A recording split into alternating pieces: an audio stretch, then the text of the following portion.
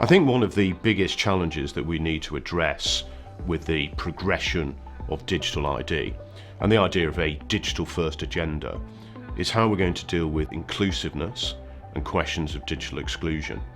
To what extent are we building the right kind of ecosystem that caters to things such as cognitive, physical, emotional and financial vulnerabilities? If we don't take account of these issues of inclusion, then we will build systems that will exclude. The biggest challenge in the digital ID landscape is around actually all of the different forms that this can take, the pace of technology versus the customer's appetite for that change, and how that actually is stretching the experience and attitude of different individuals across that spectrum. So how do you create an experience that both is simple for the customer but is suitably secure enough to protect our customers? It's a real dichotomy that needs to be resolved. Biggest changes in the digital space, I would suggest, is how tech companies are using your data, which I think, as we discussed today, on one hand we really enjoy that. We love the consumer experience that gives us. But on the other hand, there's where is our data and what are people doing with it? And is this making us more susceptible to fraud, scamming, and so on? From our perspective, the biggest challenge in the digital ID is how do we bring this all together and identify individuals or understand what individuals are doing across our organization. We've all got lots of different systems and different channels of communicating with customers and clients.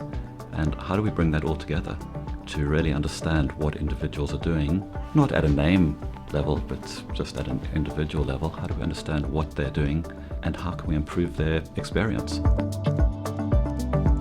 The biggest challenges, I think, in the digital ID space is really the world is becoming increasingly small from a user experience standpoint. We as customers want to engage globally, and we can do that now with the internet. Yet at the same time, every country and even regions within countries have their own national ID system or privacy or security regulations. So it's this tension that exists between our desire to have good user experience transacting globally with enterprises versus the regulatory and compliance environment that is very, very fragmented. I think that's the role that a digital ID can play. If we want to build customer trust inside the digital environment, we need to be transparent about what we're doing, and we need to be holding ourselves to an independent account. We can't just be asserting, I'm great, trust me. You need other people to look at what you're doing and get them to vouch for your integrity. I think there's a number of different angles to keep the trust of customers. I think one of them is around clear communication, whether it be through the types of methods of communication, making sure your branding is consistent, making sure that customers understand if you are verifying them, if you are placing in security measures, why you are doing it and what is involved for the customer themselves. And I think this is all about transparency. We had a really good discussion on the prospect of a digital ID and actually who would own that. Is that a government-driven thing? How would that therefore work on an international basis? Would it be a tech company ownership, and how would that work, and how we need to think about how we distribute all the data that everyone owns about themselves, but how we can strive to get to that single ID that will allow you to use everything through there. My feeling is that would be an amazing thing to do, but the logistics and the governance and the risk of that, I think, needs a lot more discussion and debate. The key takeaway from this is really thinking about a global single digital ID for people.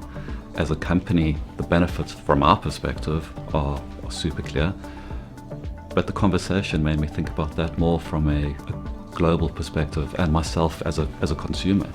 You know, what does that mean? What information does everybody have access to? And what sort of levels of trust do we have with that information? It completely depends on who's using the information, right? So if it's a government or a large financial institution, expectations are a lot higher around how that ID would be treated and what information is available. Maybe expectations are lower as we start getting into, I don't know, a shopping experience or something else. I think my key takeaway from today was that, particularly given the people around the table, was that it's a multifaceted problem, right? It ranges from responsible marketing with some of the participants that were there who understand that they want to know as much as they can about the consumer. All of us were consumers around the table, and everyone had a point of view that privacy matters. And then we had some representation from compliance and regulatory there, where there is a responsibility to define what fair playing rules are, right? And so hopefully all of these parties can come together over the next decade and ensure that in this new world of technology and AI and deepfakes, that the consumer is king, and while we want to just deliver a user experience, that everyone's coming together to make sure that the individual is protected.